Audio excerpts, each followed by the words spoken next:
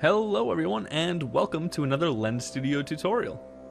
In this video we are going to learn how to make what I would call the rubber face effect. And if you look here, it's basically kind of making my face sort of elastic. So like it responds to my movements. And this is done using a combination of coding and using the new face morph template to code that with a face mesh that is using blend shapes. So this is actually projecting my face onto a face mesh, and I am using some coding to drive these blend shapes to make them move when my face moves. So the first step we're going to need to do is to make a face mesh with blend shapes. I'm going to do this in Blender, so let's open up Blender. You can do this in any 3D software of choice, Maya, Cinema 4D, whatever you are comfortable with. It does not really matter as long as you're using blend shapes and exporting it as an FBX. So first, I guess, if you're not sure how to get the face mesh, what you'll want to do, let's go to lensstudio.com and let's just search face mesh. Let's pull that up. So in here, if we scroll a little bit down, we will be able to actually download the face mesh 3D model. So let's do that. Let's open it up and let's just drag it onto the desktop here. Okay. All right. So now we have that. Let's go back into Blender and let's put that in our scene. You'll see I actually just deleted everything in the scene because all we're going to need is that face mesh. So let's add that in here. And here we go. We have our default face mesh. I'm going to make it so that it's on a orthographic view because what we're going to do is first let's click this and let's create our first blend shape, or in this case it's called a shape key. We'll create first one that's just called basis, and then we'll create another one. This is going to be the first blend shape. Let's call this right. And this is going to be the face moving to the right.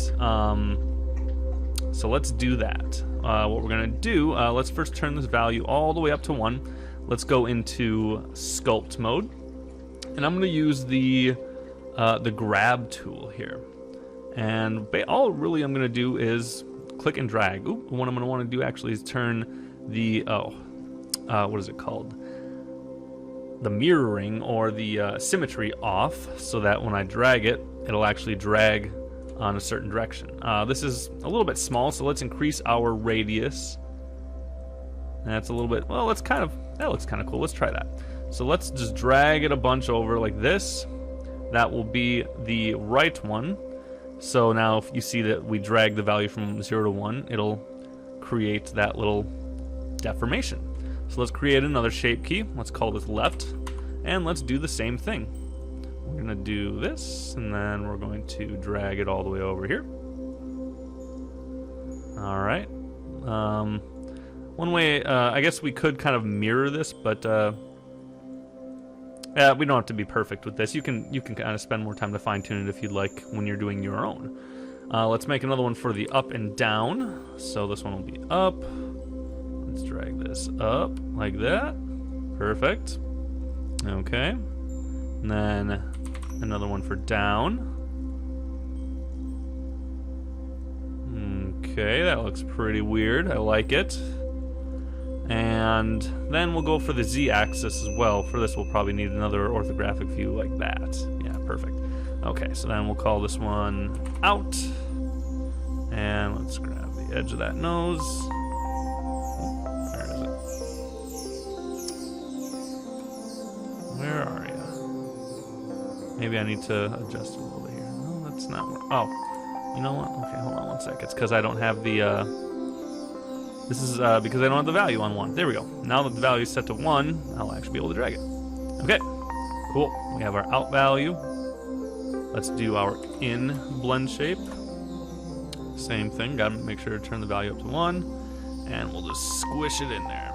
There we go. Okay, so we have all of our blend shapes, and they are ready to go. So let's just export this as an FBX. I'm just going to call this rubber face.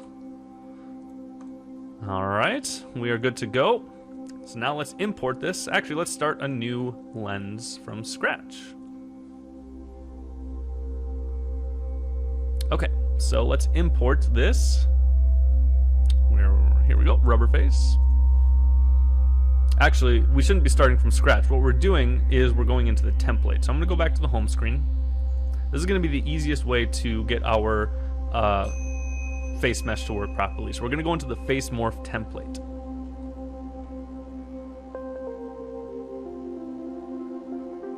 All right, so now we have the face morph template, and the only example that we are interested in is the face mesh example. So let's delete the other ones. Let's enable this. And this one is using a face mesh with blend shapes. This one already has some blend shapes attached. That just kind of standard, like making stuff bigger or smaller. But that's not what we're gonna use. We're gonna use our mesh. So now let's import that again. And what we're gonna do is let's go into this examples here, and it's the face mesh morph example. And if we look on this face mesh right here, it's asking for an external mesh, and this one says external mesh with blend shapes. And this is what we're gonna select our mesh with. You might think that you would want to just drag it in here and assign it that way, but that won't work with the dynamic face mesh. So the face mesh wouldn't move with your movements. So this is a way to get it to move with your movements and also have those blend shapes. So I'm going to select my rubber face mesh as the external mesh. Perfect. And now if we look, we have all of our blend shapes. And if I drag these, you'll see that they are working properly. Yep, that looks pretty good. That looks good.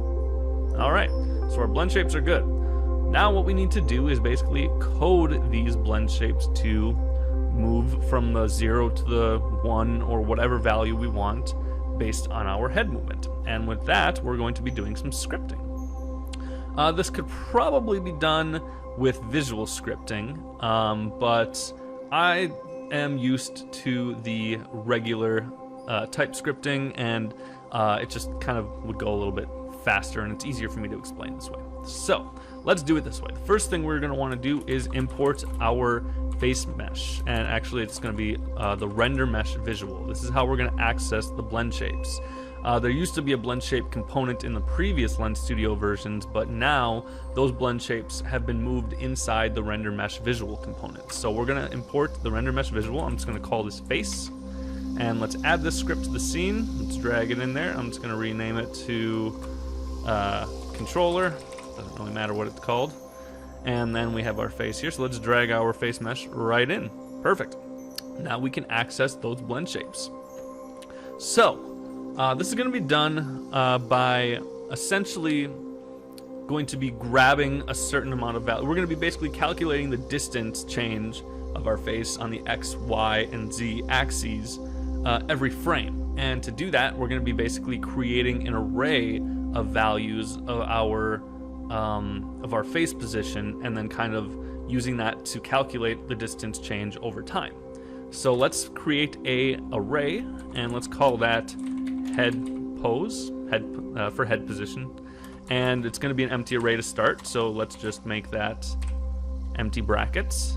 Okay, and then we're going to be doing this every frame, so let's create a update event.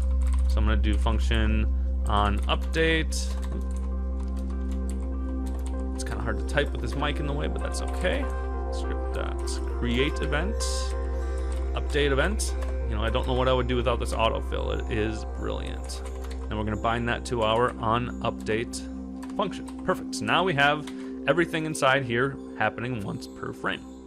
Okay, so every frame we're going to want to get that head position and store that value into our head position array. So let's do that. We will do head post.push. This means we're going to be adding a value to the end of the array. So right now it's empty, so it'll technically still be the first position in the array, but then once we add a second value, that'll be in the second position, and the third value will be in the third position, and so on and so forth. So the value we're going to be grabbing is our script.facemesh. We're going to get the transform, and then get the world position. Okay, so now every single frame, if we were to do this, it would just be creating an incredibly large, ever-increasing array. So we want to be able to call those values, or basically limit the amount of values that can be in the array. So let's create a variable here. We could also do this like as an input so that we could edit it in the inspector, but let's just do it here. So we'll just call this number of samples. This is going to be basically the number of samples in our array, and let's set it to 10. That's a number that I found to be all right. And then, so basically we're going to be finding out how large the array is. So if the array length, so if head position dot length, if basically the number of objects in that array is going to be greater than the number of samples, then what we're going to want to do is take out a value, and we're going to want to specifically take out about the oldest value, which is going to be the value in the first position of the array. And to do that, we're going to use the shift. So it's going to be head position dot shift.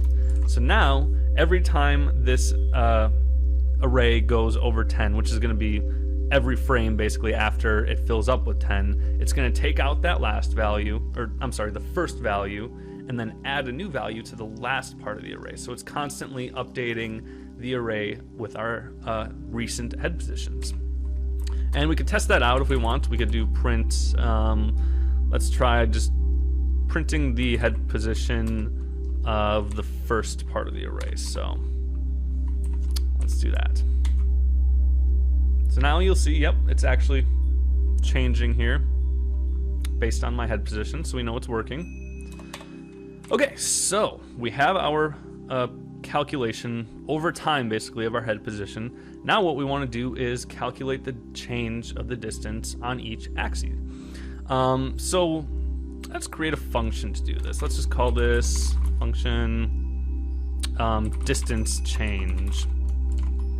I'm not that great at naming on the spot, so you'll have to forgive me. Let's start with the x-axis. Let's create all of our variables of the change in here. So we'll call this x change. We'll set it to 0, not 9, 0. And then the y change, also equal to 0. And finally the z change, equals 0. Okay. So now let's go in here. We're going to set that x change value to, what we're going to be doing basically is subtracting the most recent value in our array to the oldest value. So basically the value at the end of the array subtracted by the value at the start of the array. So to do that, we will do head position, and then the index of that is going to be head position dot length minus 1, because the length is going to be the number of objects in the array, whereas an array index always starts at 0, so it's always going to be less than 1 less than the length of it. So that's going to be the end of the array, and we have to do dot x so that we're grabbing only the x position of that, and then we're going to subtract that by the head position in the start of the array, which is just going to be the index of 0. So now we have that x change value. Let's print this out and see. Let's just do print x change, and then let's add this function inside the update event. So distance change. We got a parse error. Oops, I put that semicolon on the inside of the print. There we go. And it's not showing anything right now. Oh, that's because we forgot to add the .x here. There we go. Okay, so if you look there, you'll see that while I'm not moving my head on the x, it's a very small number, but as I start moving my head around, you'll see it goes like -4, +4, depending on which way my head is moving. So we know now that it's, and then when I stop moving, it goes kind of back to 0 or close to 0. So we know that it's working. It's calculating that distance, and that would be good enough, I guess, if we wanted to just throw that into our blend shapes. But we want to kind of, I don't want to say normalize, but we want to adjust that value so that it works with our blend shapes, since the number of the blend shapes always goes from 0 to 1. And you'll see, and you saw that it kind of goes much higher than that. So let's create a value here. Let's just call this the smoothness. No, we'll call it dampening. I don't know.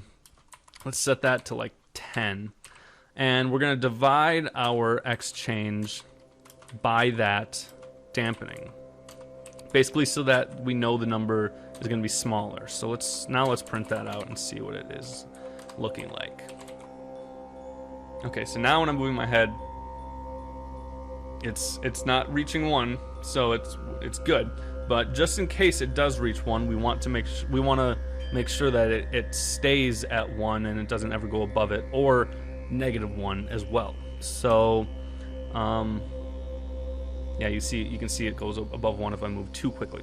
So let's do a quick little adjustment here. We'll do x change equals math dot max. So this is going to take two numbers and output the number that is the largest. So in this case, we want to this one's going to be -1 and x change, I believe. Let me just test this out really quick, and then we'll do the same thing for the other side. So -1 x change. So if I'm doing this correctly, it should then.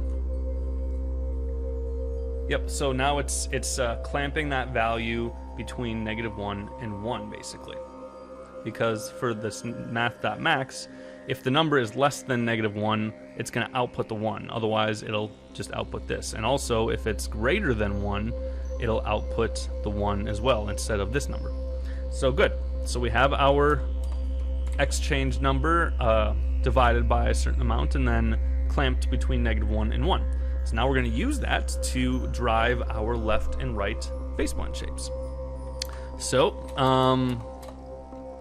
well, yeah, let's start with that. So let's create another function to do that. Let's call this set blend shapes. Okay, and for this one, basically we're going to take that, well, I guess first what we're going to want to do is find out if you're moving to the right or the left. And the easiest way to do that is to figure out if the number is greater than or less than 0. So if the x change is greater than or equal to 0, then what we're going to want to do is set the blend shape, and I might have to adjust this on the spot, but I think that would be like when we're moving right, we want the left blend shape to go so that it kind of like follows us essentially, or you'll see what I mean. So we will do script.face.set blend shape weight, and this is going to take in the string value. So let's do, it's called left, and then we're going to set that value to the x change.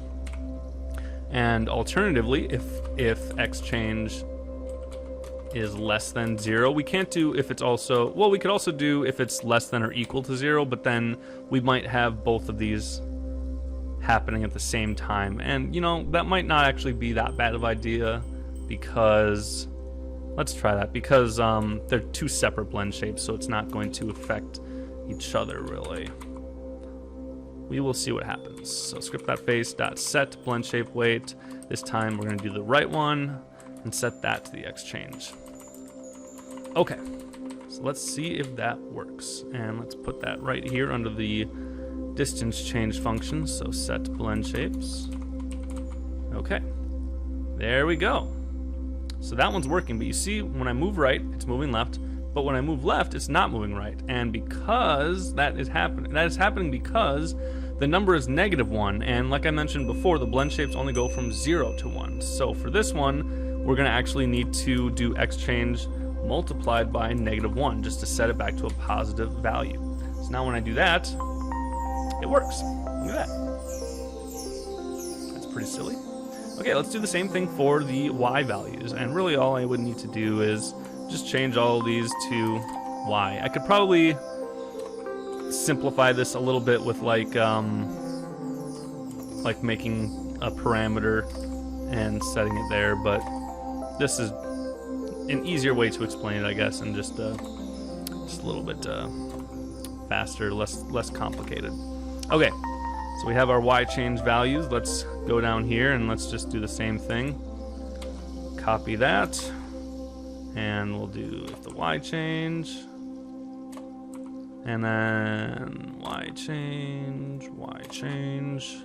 So if it's greater than 0, it's going to go up. Or no, if it's greater than 0, it's going to go down. If it's less than 0, it's going to go up.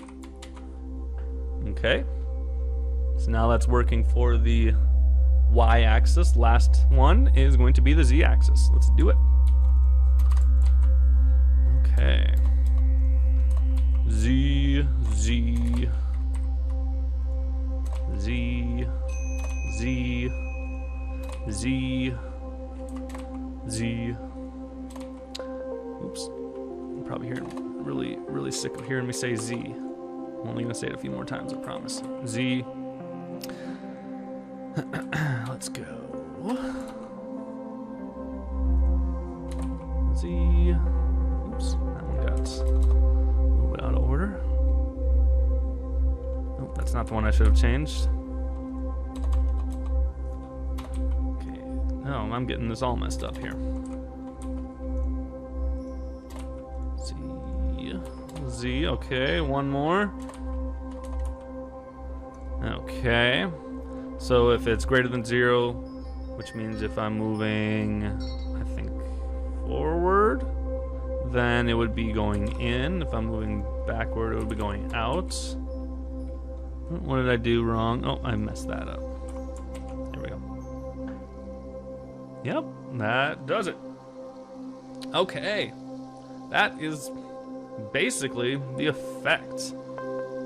It's not perfect. You see that, like, if I move out of frame, the face mesh kind of gets messed up. But basic functionality is there. You can do what you want with this. You could also add a bunch of other effects on top of this. Like my go-to is always adding the smoothing post effect. Adds a nice little face smoothness. Takes out all my imperfections. There's some adjusting that you could do. Like we could if we lowered this dampening. I mean, it's obviously way more crazy. If anything, I would increase it to make it a little bit more subtle. Something like that.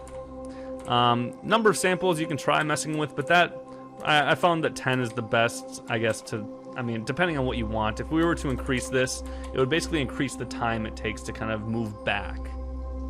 You see that? So, and alternatively, if we like decreased it, it would make it go much quicker and it would kind of affect it much less. So really just kind of adjust it to your own personal liking.